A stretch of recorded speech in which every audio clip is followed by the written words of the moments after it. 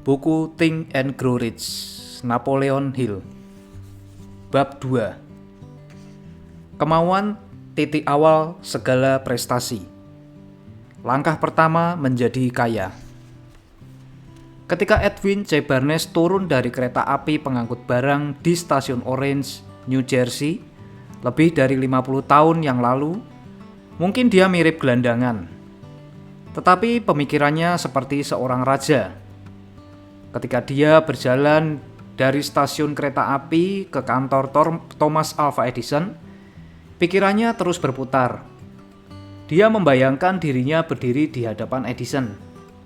Dia mendengar dirinya meminta pada Mr. Edison satu kesempatan untuk melaksanakan obsesi hidupnya yang selalu menguasai pikirannya. Kemauan membara untuk menjadi rekan bisnis seorang pencipta hebat. Kemauan Barnes bukanlah sekedar harapan, bukan juga sekedar berandai-andai. Kemauan Barnes adalah kemauan yang sangat besar, yang mengalahkan segalanya. Kemauannya jelas. Kemauan itu bukan hal baru ketika dia menemui Edison. Kemauan itu sudah mendominasi pikiran Barnes sejak lama. Dari awal ketika kemauan itu pertama kali muncul di pikirannya, mungkin cuma sekedar khayalan. Tapi tidak lagi menjadi khayalan ketika dia muncul di hadapan Edison. Beberapa tahun kemudian Edwin C. Barnes sekali lagi berdiri di hadapan Edison. Di kantor yang sama, dia pertama kalinya bertemu dengan sang penemu. Kali ini kemauannya sudah menjadi kenyataan. Dia telah menjadi rekan bisnis Edison. Impian yang mendominasi hidupnya telah menjadi kenyataan. Sekarang, orang yang mengenal Barnes iri padanya karena dobrakan kehidupan yang dia hasilkan. Mereka memandang Barnes di saat-saat gemilangnya, tanpa berusaha untuk mencari tahu penyebab kesuksesannya. Barnes berhasil karena dia memilih tujuan yang pasti dan mengerahkan seluruh tenaga, seluruh kekuatan, seluruh tekad, dan seluruh upaya. Semuanya untuk mendukung tujuan itu. Dia tidak langsung menjadi rekan bisnis Edison ketika pertama kali datang ke kantor Edison. Dia puas hanya dengan memulai pekerjaan tugas yang paling kasar. Selama hal itu memberi kesempatan untuk membawanya satu langkah lebih dekat dengan tujuan yang dia harapkan. 5 tahun berlalu sebelum kesempatan yang dicarinya muncul. Selama tahun-tahun itu, tak ada sebersih harapan. Tak ada janji tentang akan tercapainya kemauan yang dia pendam selama ini. Bagi semua orang, kecuali Barnes, dia hanya tampak seperti satu sekrup dalam mesin bisnis Edison. Tetapi dalam pikiran Barnes, setiap menitnya dia adalah rekan Edison. Sejak hari pertama, dia mulai bekerja di tempat itu. Ini merupakan gambaran yang luar biasa mengenai kekuatan dari sebuah kemauan yang jelas. Barnes mencapai tujuannya karena dia ingin menjadi rekan bisnis Mr. Edison, lebih dari apapun. Dia membuat rencana untuk mencapai tujuan itu. Dia membakar semua jembatan di belakangnya. Dia memegang teguh kemauannya sampai hal itu menjadi obsesi yang mendominasi dalam hidupnya. Dan akhirnya menjadi kenyataan. Ketika pergi ke Orange, dia tidak berkata, "Saya akan berusaha membujuk Edison untuk memberi pekerjaan apa saja." Sebaliknya, dia mengatakan, "Saya akan menemui Edison dan membuat dia mengetahui bahwa saya datang untuk berbisnis dengannya." Dia tidak berkata, "Saya akan bekerja di sana selama beberapa bulan, dan kalau saya tidak mendapat kenaikan, saya akan keluar dan mencari pekerjaan di tempat lain." Namun dia berkata, "Saya akan memulai dari mana saja. Saya akan lakukan apapun yang Edison suruh lakukan. Tapi sebelum melaluinya, saya akan jadi rekannya." Dia tidak berkata, "Saya akan terus membuka mata untuk kesempatan lainnya. Kalau saya gagal memperoleh apa yang saya inginkan di perusahaan Edison."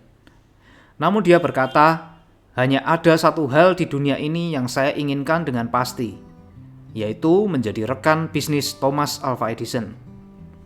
Saya akan membakar semua jembatan di belakang saya. dan mempertaruhkan seluruh masa depan saya pada kemampuan saya untuk memperoleh apa yang saya inginkan.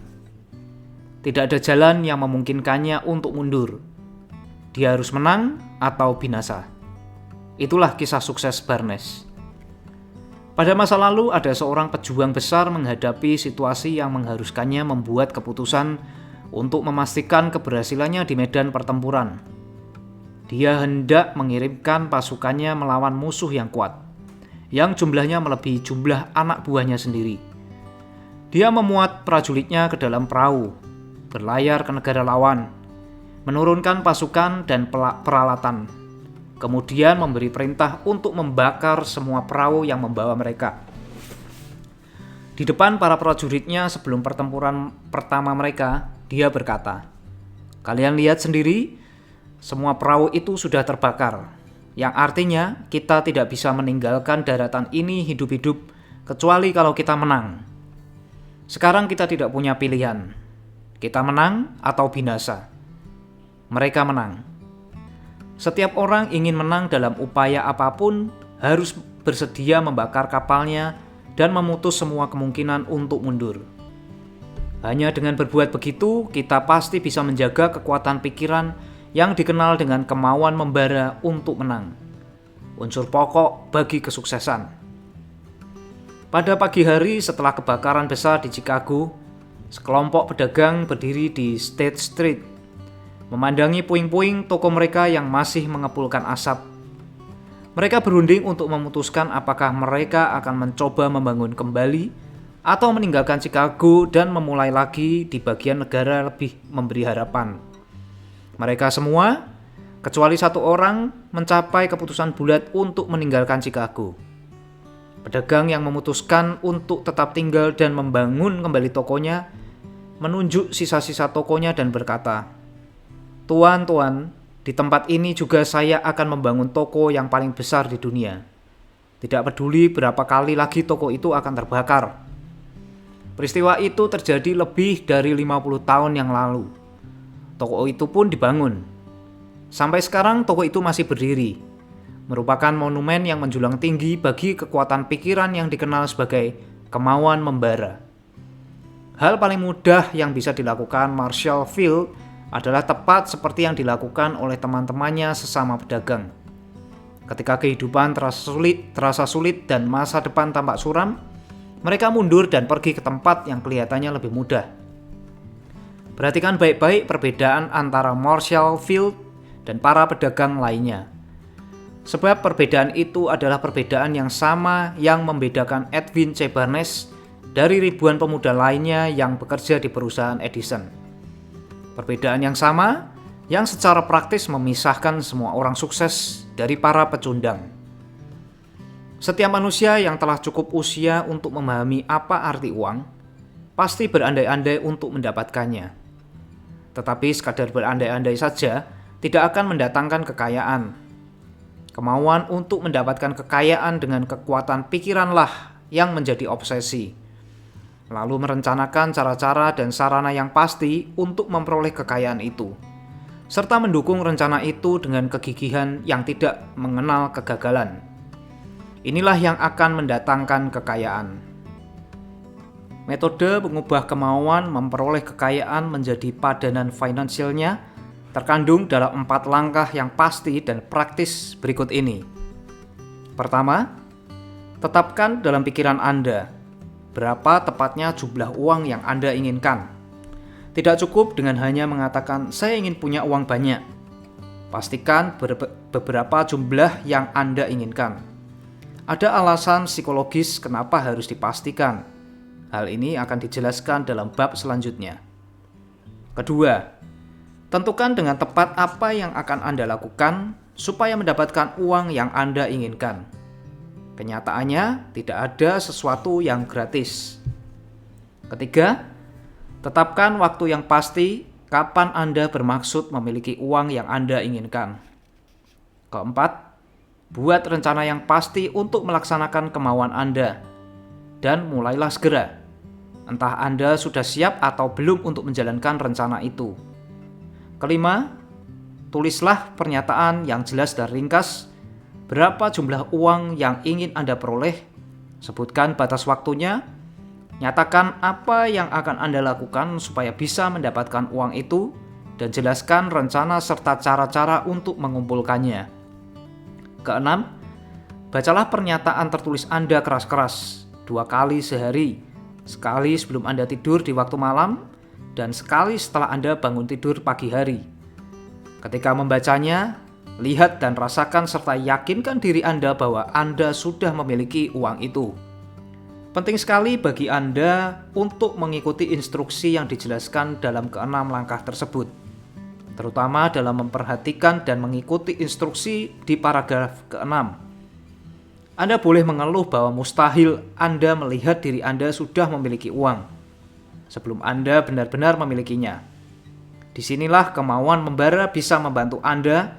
Kalau Anda benar-benar mau mendapatkan uang sehingga kemauan itu menjadi obsesi, Anda tidak akan mendapatkan kesulitan dalam meyakinkan diri Anda bahwa Anda akan memperoleh uang itu.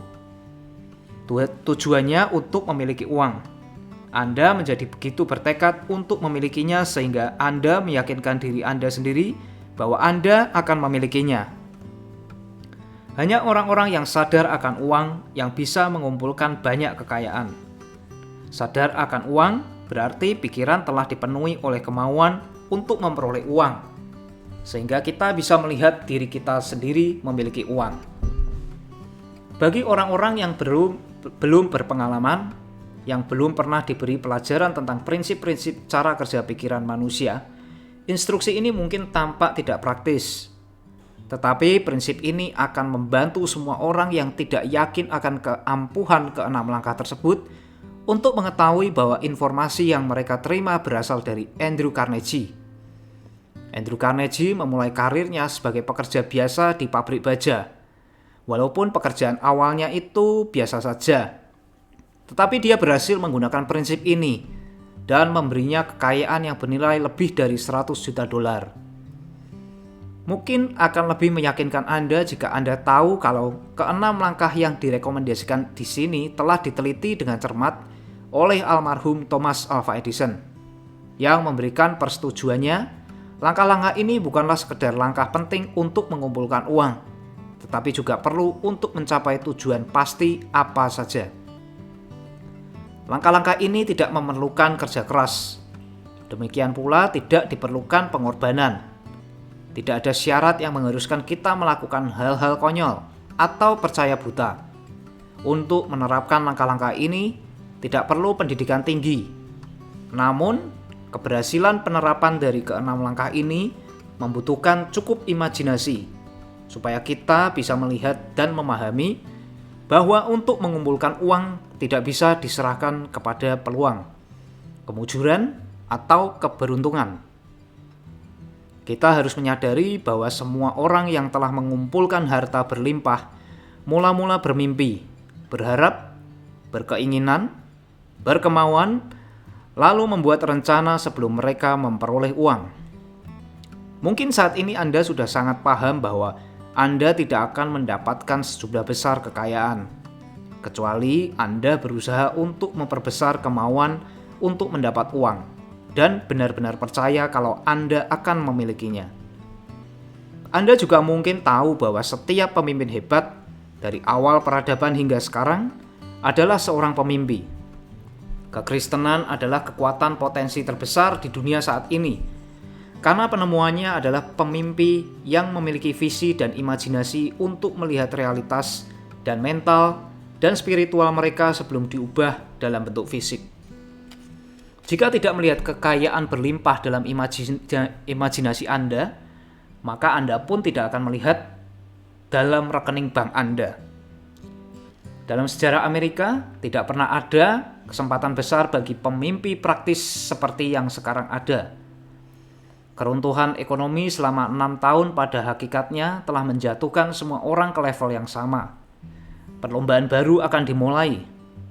Taruhannya adalah kekayaan besar yang akan bisa dikumpulkan dalam 10 tahun ke depan. Aturan perlombaan telah berubah, karena kita sekarang hidup di dunia yang terus berubah, yang pastinya lebih menguntungkan bagi orang-orang yang tidak atau kurang memiliki kesempatan untuk menang di bawah kondisi yang ada selama era depresi, ketika rasa takut membekukan pertumbuhan dan perkembangan. Kita yang berlomba untuk memperoleh kekayaan harus diberi dorongan untuk mengetahui bahwa dunia yang terus berubah ini menuntut ide baru, cara baru untuk melakukan banyak hal, pemimpin baru, penciptaan baru, cara baru untuk mengajar, metode baru di bidang pemasaran, buku baru, kesusastraan baru, hal-hal baru untuk siaran radio, dan ide baru untuk film. Di balik semua tuntutan untuk hal-hal baru yang lebih baik ini, ada satu kualitas yang harus kita miliki supaya berhasil, dan itu adalah kepastian tujuan. Mengetahui dengan pasti apa yang kita inginkan dan kemauan membara untuk memilikinya. Keruntuhan bisnis yang ditandai oleh kematian satu generasi dan lahirnya generasi baru. Dunia yang berubah ini membutuhkan pemimpin praktis yang bisa dan akan mewujudkan mimpinya. Pemimpin praktis ini selalu dan akan selalu menjadi pembuat pola bagi peradaban.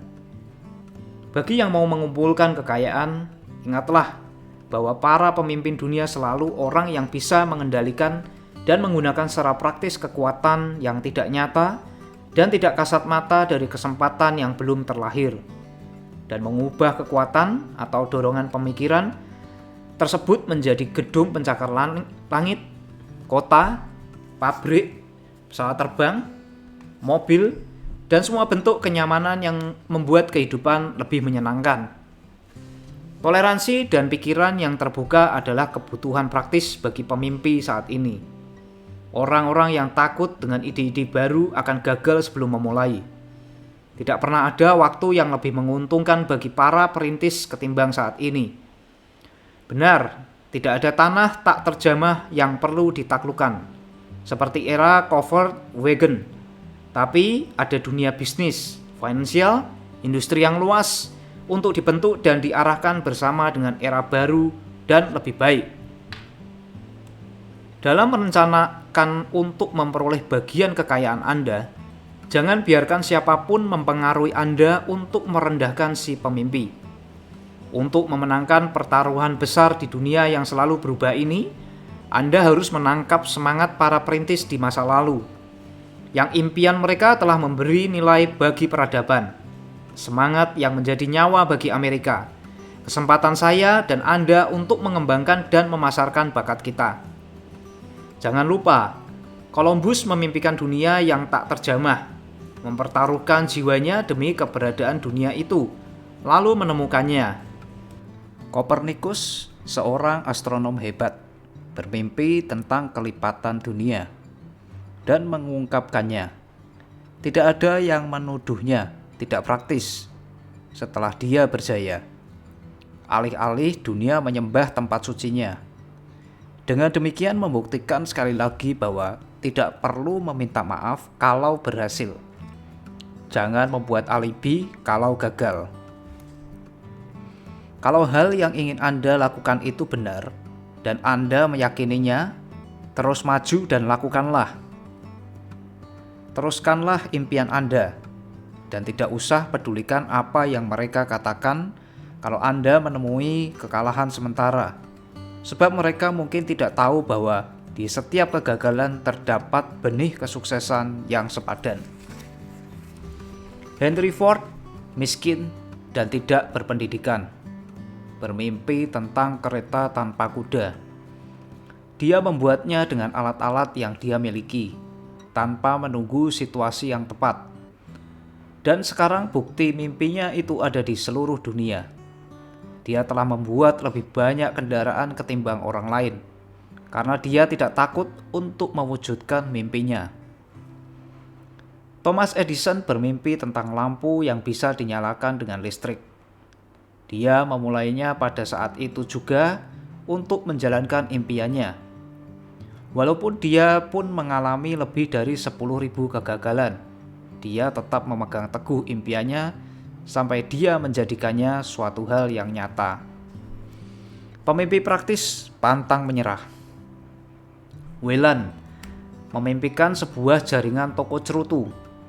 Dia mengubah impiannya menjadi tindakan Dan sekarang United Cigar Store menempati beberapa sudut terbaik di Amerika. Lincoln bermimpi tentang kebebasan bagi budak berkulit hitam. Dia mewujudkan mimpinya menjadi suatu tindakan, tetapi tidak bisa hidup cukup lama untuk bisa melihat bersatunya Amerika, bagian utara dan selatan yang mewujudkan mimpinya. Wright bersaudara memimpikan suatu mesin yang bisa terbang di udara. Sekarang setiap orang bisa melihat buktinya di seluruh dunia bahwa impian mereka menjadi kenyataan. Marconi memimpikan suatu sistem untuk mengendalikan kekuatan udara yang tak kasat mata. Bukti bahwa impiannya tidak sia-sia bisa ditemukan pada setiap pesawat radio dan televisi di seluruh dunia. Lagi pula, mimpi Marconi itu menjadikan pondok yang paling biasa bisa berdampingan dengan rumah yang paling mewah. Temuannya membuat setiap penduduk di semua negara di dunia ini bertetangga. Temuannya memberi media bagi Presiden Amerika Serikat untuk bisa berbicara kepada seluruh penduduk Amerika di satu waktu dan dalam waktu singkat. Mungkin Anda tertarik untuk tahu kalau teman-teman Marconi menyuruh agar dia diawasi dan diperiksa di rumah sakit jiwa ketika ia mengumumkan bahwa dia telah menemukan suatu dasar yang bisa digunakan untuk mengirim pesan melalui udara tanpa bantuan kabel atau sarana fisik komunikasi langsung lainnya.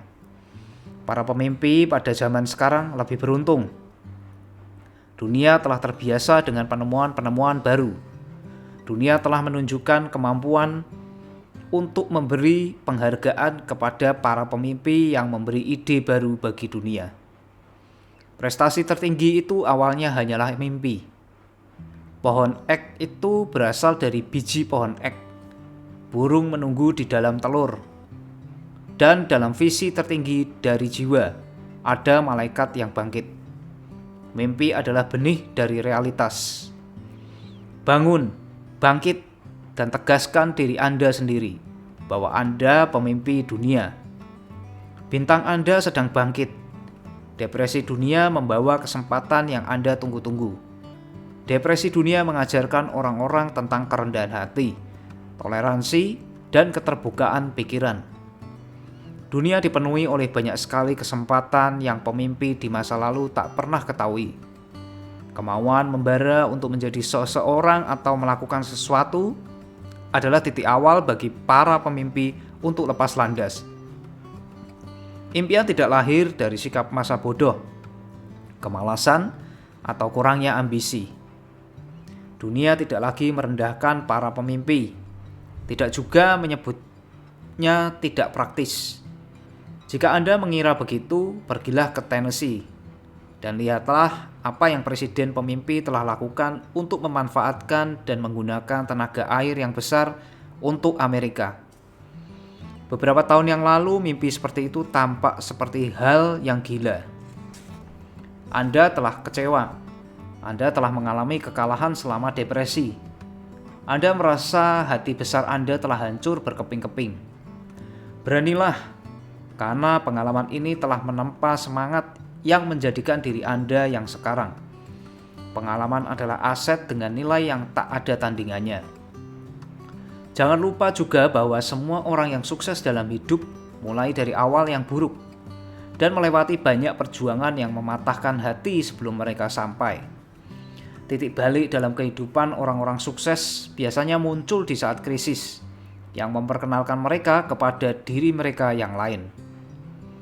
John Bunyan menulis Pilgrim's Progress yang termasuk di antara literatur sastra Inggris terbaik. Setelah dia dikurung di penjara dan mendapat hukuman berat karena pandangannya tentang persoalan agama. O. Henry menemukan kejeniusan yang tertidur di dalam otaknya setelah dia tertimpa kemalangan besar dan dikurung dalam sel penjara di Columbus, Ohio. Karena terpaksa melalui kemalangan, dia jadi mengenal dirinya yang lain dan menggunakan imajinasinya. Dia akhirnya menjadi pengarang besar, bukannya seorang penjahat dan orang buangan yang menyedihkan. Keajaiban dan variasi adalah cara hidup, dan hal yang lebih ajaib lagi adalah cara intelijensi tanpa batas bekerja. yang terkadang memaksa orang untuk menjalani berbagai hukuman sebelum menemukan otak mereka sendiri dan kapasitas mereka sendiri untuk menciptakan ide-ide bermanfaat melalui imajinasi. Edison, pencipta dan ahli sains yang paling hebat di dunia, adalah operator telegraf gelandangan. Dia gagal berkali-kali sebelum akhirnya memantik kejeniusan terpendam dalam otaknya. Charles Dickens awalnya bekerja merekatkan label pada panci yang menghitam. Tragedi cinta pertamanya menembus ke kedalaman jiwanya dan mengubah dirinya menjadi salah satu pengarang terbesar di dunia. Tragedi itu mula-mula menciptakan David Copperfield, kemudian rentetan hasil karya lainnya yang menjadikan dunia lebih kaya dan lebih baik bagi semua orang yang membaca bukunya. Dampak kekecewaan atas kisah cinta biasanya mendorong pria untuk minum alkohol dan wanita jadi depresi. Karena kebanyakan orang tidak pernah belajar seni mengubah emosi terkuat mereka menjadi mimpi yang bersifat membangun. Helen Keller menjadi tuli, bisu, dan buta tidak lama setelah dilahirkan. Walaupun dengan kemalangan terbesarnya itu, dia berhasil menuliskan namanya dengan mantap di lembar sejarah orang-orang sukses. Seluruh hidupnya merupakan bukti bahwa tidak seorang pun yang pernah terkalahkan sebelum kekalahan diterima sebagai realitas. Robert Burns adalah seorang anak desa yang buta huruf. Dia dikutuk oleh kemiskinan dan tumbuh dewasa menjadi pemabuk. Dunia menjadi lebih baik oleh eksistensinya karena dia memiliki pemikiran yang indah dalam bentuk puisi. Dan dengan demikian dia mencabut duri lalu menggantikannya dengan mawar. Booker T. Washington terlahir sebagai budak, terhalang oleh ras dan warna kulit. Karena dia toleran dan selalu memiliki pikiran yang terbuka di semua hal, dan seorang pemimpi, dia memiliki kesan baik terhadap seluruh ras. Beethoven, tuli, Milton, buta. Tetapi nama mereka akan tetap dikenang selamanya, karena mereka punya impian dan menjabarkan impian mereka dalam pemikiran yang terorganisir. Sebelum menuju bab selanjutnya, nyalakan lagi api harapan, keyakinan, keberanian, dan toleransi dalam pikiran Anda.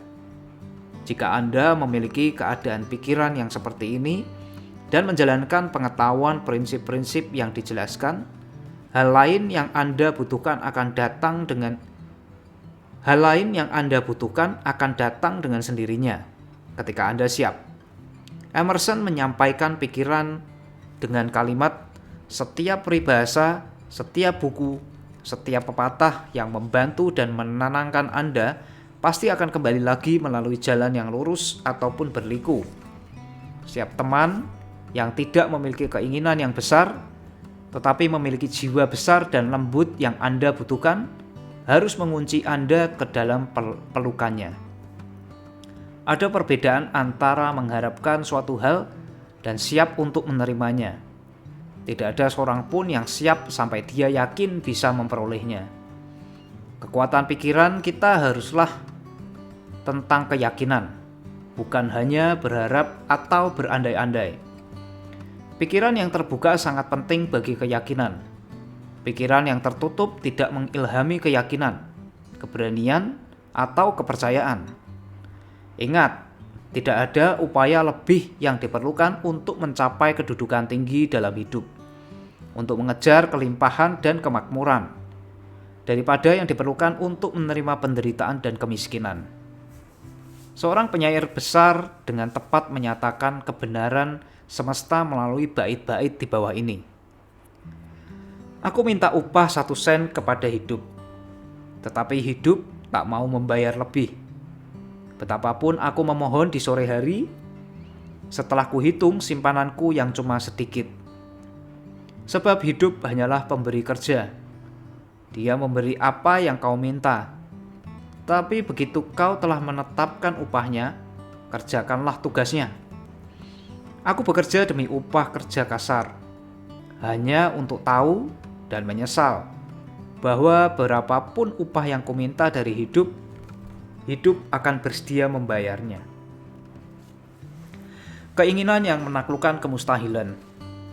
Sebagai klimaks yang cocok untuk bab ini, saya ingin memperkenalkan salah satu orang paling luar biasa yang pernah saya kenal.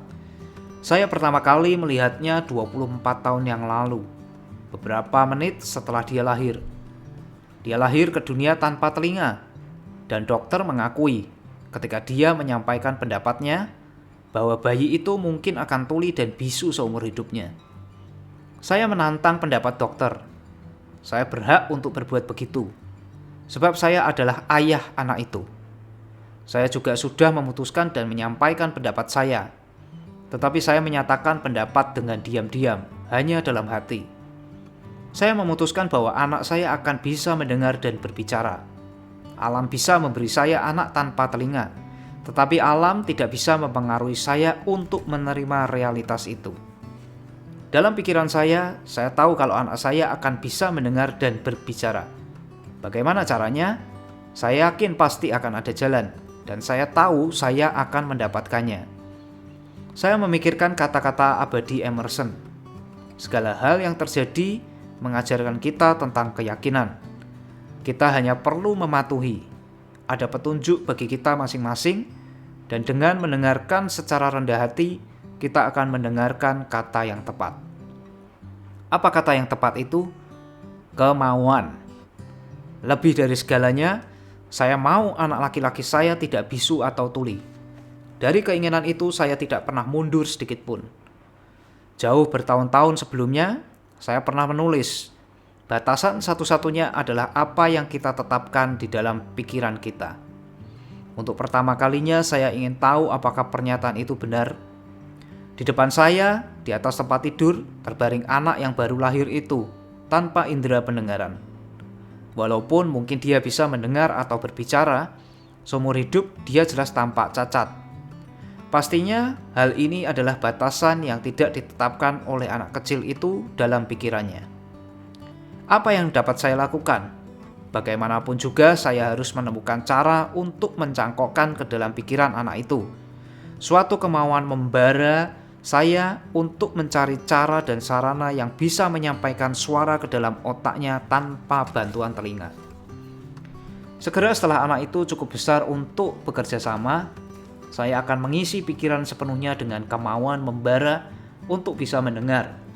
Dengan metodenya sendiri, alam akan mengubahnya menjadi realitas fisik.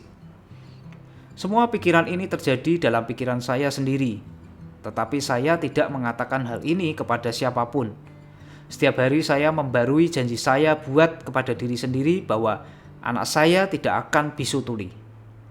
Ketika dia tumbuh besar dan mulai memperhatikan hal-hal di sekelilingnya, kami mengamati kalau dia memiliki sedikit kemampuan mendengar. Setelah dia mencapai usia ketika anak-anak biasanya mulai bicara, dia tidak berupaya untuk bicara.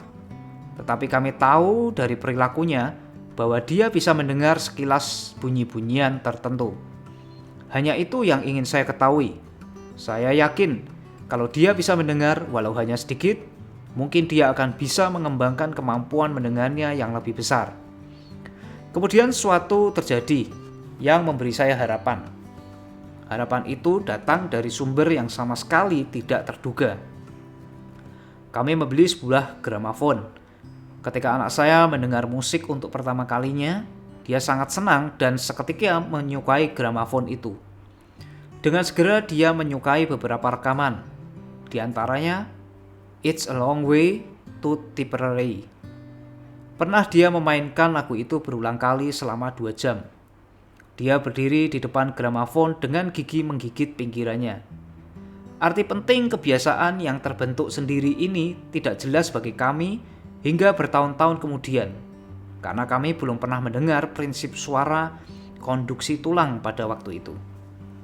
Tidak lama setelah dia menggemari gramafon itu, saya tahu kalau dia bisa mendengar kata-kata saya dengan cukup jelas ketika saya berbicara dengan bibir saya menyentuh tulang mastoid atau dasar tulang tengkoraknya. Penemuan ini menjadi media penting milik saya, di mana saya mulai mengubah kemauan membara saya menjadi kenyataan untuk membantu anak saya mengembangkan kemampuan mendengar dan berbicara. Pada saat itu, dia berusaha mengucapkan beberapa kata, tampak jauh menggembirakan, tapi kemampuan yang didukung oleh keyakinan tidak mengenal kata mustahil. Setelah memastikan bahwa dia bisa mendengar suara saya dengan jelas, seketika saya mulai mentransfer kemauan untuk mendengar dan berbicara ke dalam pikirannya. Saya segera tahu kalau anak itu menyukai dongeng sebelum tidur. Maka saya mulai membuat cerita-cerita yang dirancang untuk mengembangkan kepercayaan diri, imajinasi, dan kemauan besar untuk mendengar dan menjadi normal. Ada sebuah cerita yang sangat penting, yang saya tekankan dengan memberikan warna baru dan dramatis setiap kali saya mengisahkannya. Cerita itu dirancang untuk menanamkan ke dalam pikirannya bahwa kekurangan yang dimilikinya bukan suatu beban, melainkan sebuah aset yang sangat berharga.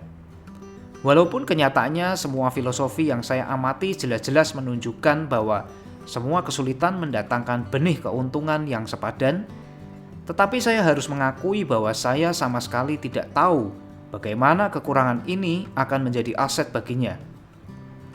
Namun saya terus membungkus filosofi itu ke dalam dongeng sebelum tidur, berharap akan tiba waktunya ketika dia bisa menemukan cara untuk menggunakan keterbatasan fisiknya untuk tujuan yang bermanfaat. Logika saya mengatakan tidak ada kompensasi yang cukup bagi orang yang tidak memiliki telinga dan indera pendengaran alami. Kemauan yang didukung oleh keyakinan menyingkirkan logika dan menginspirasi saya untuk terus maju. Ketika saya menganalisis pengalaman tersebut untuk ditinjau kembali, sekarang saya bisa melihat bahwa kepercayaan anak saya kepada saya terkait erat dengan hasil yang menakjubkan. Dia tidak mempertanyakan apapun yang saya ceritakan kepadanya. Saya tanamkan pikiran bahwa dia memiliki keunggulan yang nyata atas kakaknya, dan bahwa keunggulan ini akan muncul sendiri dalam banyak cara. Misalnya, guru-guru di sekolah akan memperhatikan kalau dia tidak punya telinga. Oleh karena itu, mereka akan memberinya perhatian khusus dan memperlakukannya dengan luar biasa baik. Mereka selalu berbuat begitu. Ibunya juga mengurus sekolahnya dengan mengunjungi para guru-guru dan meminta mereka untuk memberikan perhatian lebih yang dibutuhkan. Saya juga menanamkan ide di kepalanya bahwa kalau dia sudah cukup besar untuk menjadi penjual koran, kakaknya sudah terlebih dahulu menjadi penjual koran, dia akan memperoleh keuntungan lebih banyak dari kakaknya. Dengan alasan orang-orang akan membayar lebih untuk barang jualannya, karena mereka bisa melihat bahwa dia anak yang ceria dan rajin walaupun tidak punya telinga. Kami menyadari bahwa perlahan pendengaran anak saya semakin membaik. Lagi pula, dia tidak memiliki kecenderungan untuk rendah diri karena kekurangannya itu. Ketika umurnya kira-kira 7 tahun, dia memperlihatkan bukti pertama bahwa metode kami dengan mengisi pikirannya mulai membuahkan hasil. Selama beberapa bulan, ia memohon untuk diperbolehkan menjual koran, tetapi ibunya tidak memberi persetujuan. Ibunya takut kalau ketuliannya akan membahayakan nyawanya di jalan sendirian. Akhirnya dia mengambil keputusan sendiri. Pada suatu siang, ketika dia ditinggal di rumah bersama para pembantu di rumah tangga, dia memanjat jendela dapur, lalu merayap ke halaman, dan memulai segala sesuatunya sendiri. Dia meminjam uang 6 sen sebagai modal kepada tetangga yang menjadi tukang sepatu. Dia menggunakan uang itu untuk membeli koran, menjualnya, membeli koran lagi, dan berulang kali seperti itu hingga senja. Setelah menghitung jumlah uangnya dan membayar kembali uang 6 sen yang dipinjam dari bankirnya, dia mempunyai keuntungan bersih sebesar 42 sen. Setelah kami pulang ke rumah malam itu, kami melihat dia tertidur dengan nyenyak, dengan uang tergenggam erat di tangannya. Ibunya membuka genggaman tangannya, mengambil uang receh itu dan menangis. Ya ampun, menangisi kemenangan yang pertama anaknya seperti kurang sesuai. Reaksi saya berlawanan. Saya terbahak-bahak, sebab saya tahu usaha saya menanamkan sikap percaya diri pada pikiran anak itu telah berhasil. Apa yang ibunya lihat adalah seorang anak kecil tunarungu yang keluar ke jalanan dan mempertaruhkan jiwanya untuk menghasilkan uang dari usaha bisnisnya yang pertama. Sedangkan saya lihat adalah seorang pebisnis cilik yang berani, ambisius, dan mengandalkan dirinya sendiri, yang kepercayaan dirinya telah meningkat 100% karena dia memulai bisnisnya atas inisiatif sendiri dan menang. Tindakannya itu membuat saya senang, sebab saya tahu dia telah membuktikan kecerdasan yang akan terus menyertainya sepanjang hidup. Kejadian-kejadian berikutnya membuktikan hal ini benar. Ketika kakaknya ingin sesuatu, dia akan terlentang di lantai, menendang-nendangkan kakinya ke udara, dan merengek-rengek lalu mendapatkan keinginannya. Ketika si anak kecil tunarungu ingin sesuatu, dia akan mencari cara untuk mendapatkan uang, lalu membelinya sendiri. Dia masih melakukan cara itu. Sebenarnya anak saya sendiri yang telah mengajarkan saya bahwa keterbatasan fisik bisa diubah menjadi batu loncatan yang bisa digunakan untuk menjangkau tujuan yang berharga. Kecuali kalau kekurangan itu diterima sebagai hambatan dan digunakan sebagai kambing hitam. Anak kecil tunarungu itu terus naik kelas setiap tahun, masuk sekolah menengah dan perguruan tinggi tanpa bisa mendengar kata-kata gurunya, kecuali kalau mereka berteriak keras-keras dengan jarak dekat. Dia tidak bersekolah di sekolah luar biasa khusus untuk tunarungu. Kami tidak mengizinkannya belajar bahasa isyarat. Kami bertekad agar dia menjalani hidup yang normal dan bergaul dengan anak-anak yang normal juga.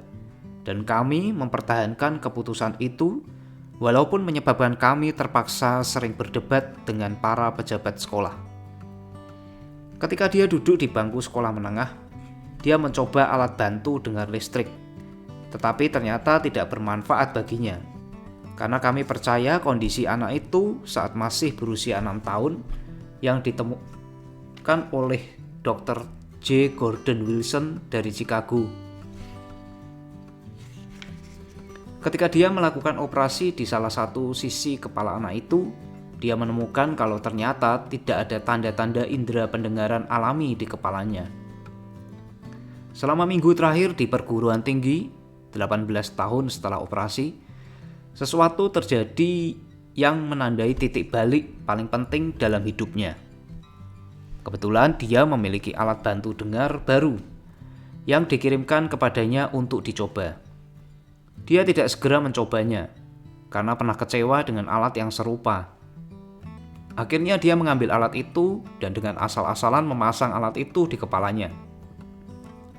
Memasang baterainya dan seolah terkena sentuhan keajaiban. Keinginan sepanjang hidupnya untuk mendengar secara normal menjadi kenyataan. Untuk pertama kalinya dalam hidupnya dia bisa mendengar. Secara praktis sama seperti semua orang yang punya pendengaran normal. Tuhan bertindak dengan cara yang misterius. Kehebatannya untuk berkehendak. Dengan rasa sukacita luar biasa karena perubahan yang datang kepadanya melalui alat bantu dengarnya, dia lari menuju telepon, menelepon ibunya dan mendengar suara ibunya dengan jelas. Pada hari berikutnya, dengan jelas dia mendengar suara dosennya di kelas untuk pertama kalinya dalam hidupnya. Sebelumnya dia hanya bisa mendengar kalau mereka berteriak dari jarak dekat. Dia mendengar radio, dia mendengar film.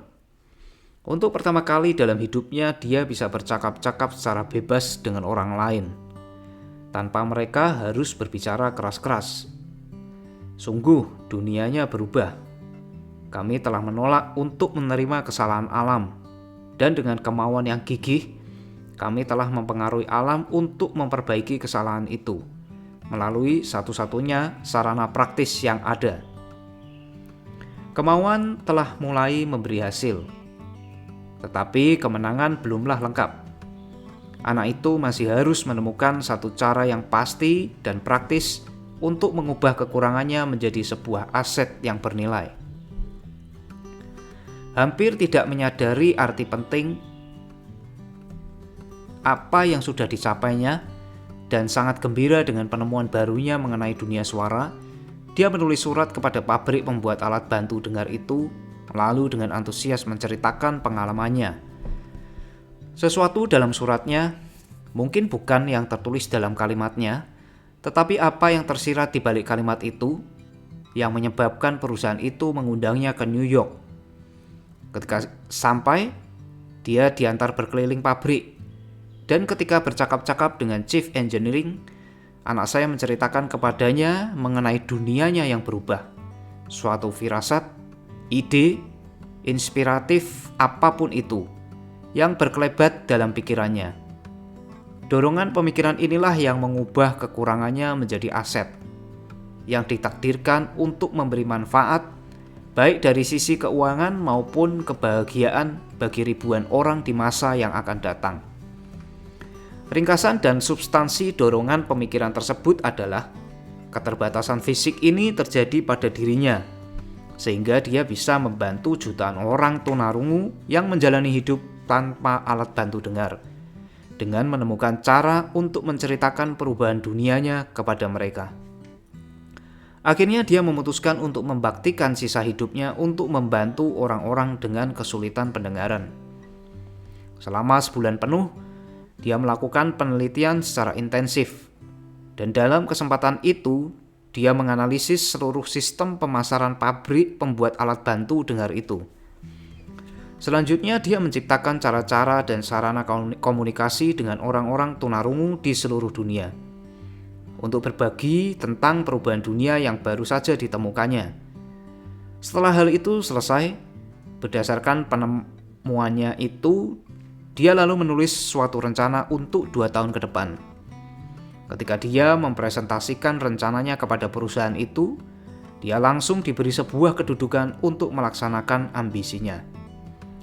Hampir tak pernah dia impikan ketika berangkat bekerja bahwa dia ditakdirkan untuk membawa harapan dan pertolongan praktis bagi ribuan tunarungu yang tanpa bantuannya akan menjadi bisu tuli selamanya.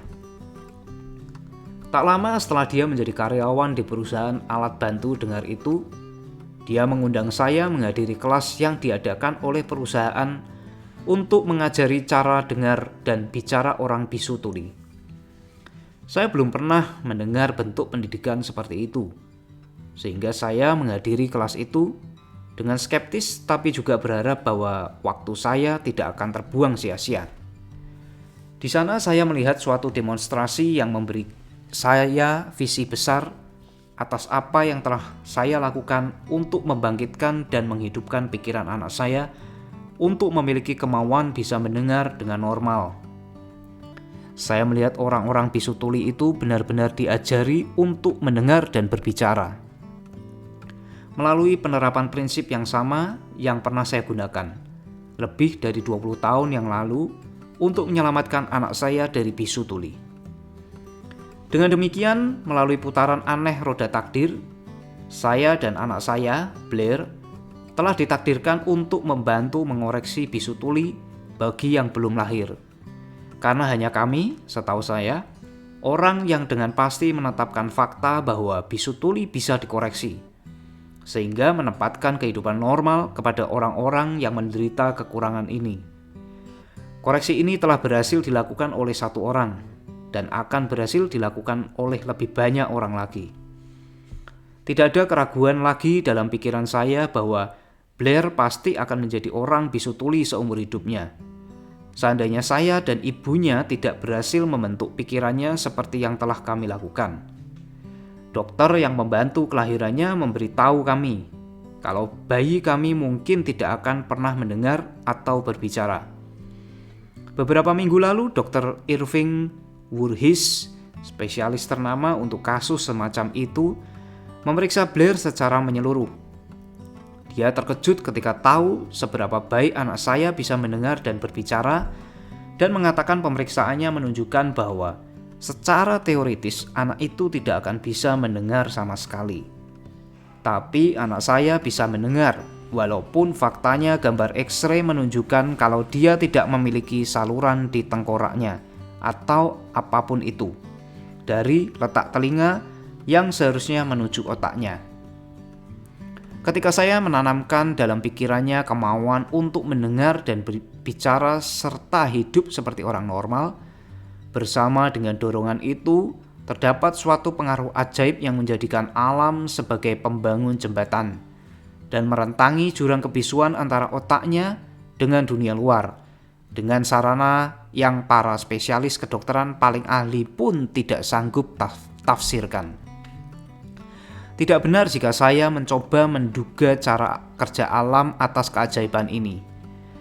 Akan tidak termaafkan jika saya abai untuk menceritakan kepada dunia sebanyak yang saya tahu tentang bagian sederhana yang saya asumsikan dalam pengalaman ajaib itu. Ini tugas saya dan hak saya untuk mengatakan kalau saya percaya. Bukannya tanpa alasan bahwa tidak ada yang mustahil jika seseorang mendukung kemauannya dengan keyakinan yang tak pernah putus. Sungguh kemauan membara mempunyai cara-cara yang rumit untuk berubah sendiri menjadi padanan fisiknya. Blair mau memiliki pendengaran normal. Kini dia sudah memilikinya. Dia dilahirkan dengan kekurangannya yang mungkin dengan mudah membuat orang yang kurang memiliki kemauan yang jelas akan menjadi pesimis. Orang yang cacat itu sekarang berjanji untuk menjadi media yang menjadikannya bermanfaat bagi jutaan orang dengan kesulitan pendengaran. Dia juga mendapatkan pekerjaan yang bermanfaat dengan kompensasi gaji yang cukup seumur hidupnya. Sedikit kebohongan demi kebaikan yang saya tanamkan dalam pikirannya ketika dia masih anak-anak, dengan membuatnya percaya bahwa kekurangannya akan menjadi sebuah aset besar yang bisa dia jadikan modal. Tentu saja tidak ada hal yang tidak bisa diwujudkan jika keyakinan digabungkan dengan kemauan yang membara. Baik hal itu benar maupun salah, semua kualitas ini bebas dimiliki setiap orang. Dari semua pengalaman saya berhadapan dengan orang-orang yang memiliki masalah pribadi, saya tidak pernah menangani satu kasus yang benar-benar mendemonstrasikan kekuatan kemauan. Saya terkadang membuat kesalahan dalam menulis persoalan yang mereka miliki, kecuali pengetahuan yang bersifat superficial atau sangat mendasar. Saya cukup beruntung untuk memiliki hak untuk menguji kekuatan kemauan melalui kekurangan di diri anak saya. Mungkin sudah ditakdirkan Tuhan kalau pengalaman itu muncul dengan sendirinya, karena tentunya tidak ada yang lebih siap ketimbang anak saya untuk menjadi contoh atas apa yang terjadi ketika kemauan diuji. Kalau alam menundukkan kehendak suatu kemauan, apakah logis kalau seorang manusia bisa mengalahkan kemauan yang membara? Ajaib tak dapat diukur. Itulah kekuatan pikiran manusia. Kita tidak mengerti metode cara kerja pikiran untuk memanfaatkan setiap situasi, setiap orang, setiap hal fisik yang bisa diraih sebagai sarana untuk mengubah kemauan menjadi hal fisik. Mungkin ilmu alam akan membuka rahasia ini. Saya menanamkan dalam pikiran anak saya suatu kemauan untuk mendengar dan berbicara seperti cara orang normal mendengar dan berbicara. Kemauan itu sekarang menjadi kenyataan. Saya menanamkan dalam pikiran kemauan untuk mengubah keterbatasan terbesar menjadi aset terbesarnya. Kemauan itu telah terwujud. Tidak sulit untuk menjelaskan metode untuk meraih hasil yang luar biasa ini. Hanya terdiri dari 3 fakta yang sangat pasti. Pertama, saya menggabungkan keyakinan dengan kemauan untuk bisa mendengar secara normal yang saya sampaikan kepada anak saya. Kedua, saya mengomunikasikan kemauan saya kepadanya dengan cara apapun yang bisa terpikirkan melalui usaha yang gigih dan terus-menerus selama beberapa tahun. Ketiga, dia percaya kepada saya. Ketika bab ini selesai ditulis, saya menerima kabar duka mengenai kematian Nyonya Suman Heng. Satu paragraf singkat dalam artikel itu menulis kisah sukses wanita yang luar biasa ini sebagai seorang penyanyi. Saya mengutip paragraf tersebut, sebab tulisan itu berisi impian dan kemauan wanita itu. Pada awal karirnya, Nyonya Suman Heng mengunjungi direktur Vienna Court Opera meminta suaranya dites. Tetapi sang direktur tidak mengetes suaranya. Setelah melayangkan pandangannya pada gadis yang kikuk dan berpakaian buruk itu, direktur itu berseru, sama sekali tidak lembut. Dengan wajah seperti itu dan tanpa kepribadian sama sekali, bagaimana bisa kau berharap akan berhasil dalam opera? Anakku yang baik, buang angan-angan itu. Beli saja mesin jahit dan bekerjalah. Kau tidak akan pernah bisa menjadi penyanyi. Kata tidak akan pernah adalah jangka waktu yang sangat lama. Direktur Vienna Court Opera tahu banyak tentang teknik menyanyi. Tetapi hanya satu sedikit tentang kekuatan kemauan. Jika diasumsikan sesuai proporsi suatu obsesi. Seandainya dia tahu lebih banyak tentang kekuatan itu, dia pasti akan membuat kesalahan dengan menampik kejeniusan tanpa memberinya kesempatan. Beberapa tahun lalu, rekan bisnis saya jatuh sakit. Penyakitnya semakin memburuk seiring dengan waktu berlalu. Dan akhirnya dia dibawa ke rumah sakit untuk menjalani operasi.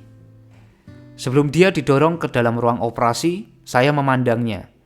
Dan bagaimana orang yang begitu kurus kering itu bisa berhasil menjalani operasi besar? Dokter memperingatkan saya bahwa kecil sekali kemungkinan saya akan melihatnya selamat. Tetapi itu pendapat dokter. Pendapat si pasien itu sendiri tidaklah demikian. Tepat sebelum dia didorong pergi, dia berbisik lemah. Jangan khawatir bos, beberapa hari lagi aku akan keluar dari sini. Perawat yang mengurusnya memandang saya dengan belas kasihan. Tetapi si pasien selamat melalui masa kritisnya. Setelah dia sembuh, dokternya berkata, tidak ada apapun selain kemauannya untuk hidup yang bisa menyelamatkannya. Dia tidak mungkin bisa sembuh seandainya dia tidak menolak untuk menerima kemungkinan meninggal dunia. Saya percaya kepada kekuatan kemauan yang didukung oleh keyakinan. Karena saya telah melihat sendiri kekuatan ini mengangkat orang dari awal yang rendah menuju kekuasaan dan kekayaan. Saya sudah menyaksikan kekuatan ini menjauhkan orang dari liang kubur. Saya telah melihatnya sebagai sarana yang digunakan orang untuk bangkit kembali setelah terkalahkan dalam 100 cara yang berbeda. Saya telah melihat kekuatan itu memberi anak saya kehidupan yang normal, bahagia dan sukses, walaupun alam melahirkannya ke dunia tanpa telinga. Bagaimana orang bisa mengendalikan dan memanfaatkan kekuatan kemauan? Pertanyaan ini sudah terjawab dalam bab ini dan bab-bab berikutnya. Pesan ini tersebar ke seluruh dunia di ujung depresi terpanjang dan mungkin yang paling membinasakan yang pernah dirasakan oleh Amerika. Cukup masuk akal untuk mengira bahwa pesan itu menjadi perhatian banyak orang yang telah terluka karena depresi. Orang-orang yang telah kehilangan kekayaan mereka. Sedangkan yang lainnya telah kehilangan kedudukannya. Dan sebagian besar lainnya harus mengatur ulang rencana-rencana mereka yang harus berusaha bangkit. Untuk semua orang ini saya ingin menyampaikan bahwa seluruh pencapaian, apapun itu sifatnya, tujuannya, harus diawali dengan kemauan membara yang intens untuk mendapatkan sesuatu yang pasti. Melalui suatu prinsip kimia mental yang ajaib dan kuat, yang tak pernah terungkap. Alam meletakkan ke dalam dorongan kemauan kuat sesuatu yang tidak mengenal kata mustahil dan tidak menerima kegagalan.